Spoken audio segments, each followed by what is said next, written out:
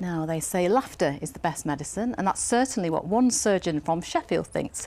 Gareth Honeybone works at the Sheffield Royal Hallamshire Hospital. Now, last year he was diagnosed with bile duct cancer, which is a type of liver cancer. In Yorkshire, just 21% of this type of cancer are diagnosed in the early stages, where it is more treatable. Well, now Gareth has turned his experience into a stand-up comedy show to raise awareness. And earlier I spoke to him and I began by asking how he's doing. It has been a really tough year, but I was given the all clear in September. Since then I've just been enjoying myself and looking forward to Christmas. And tell me a little bit about this stand-up comedy. It's quite a far cry, isn't it, from your day job as a trainee surgeon? Yeah, they are very different things. Obviously the surgery that I'm trained to do is very hard work and takes a lot out of you, so it's good to have something to switch off.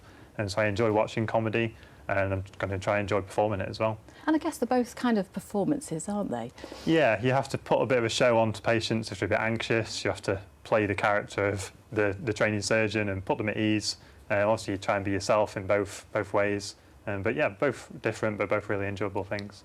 And do you use the material from the people that you've met and the situations you've been in? Are these real-life situations that you've kind of put a funny spin on? So I don't want to talk about any patients or anything. All the stuff I talk about is all personal to myself. I try and keep the two things separate. I wouldn't want to joke about patient stories. I want to joke about my own stories. I think I've lived enough that I've got a lot of funny things to talk about myself.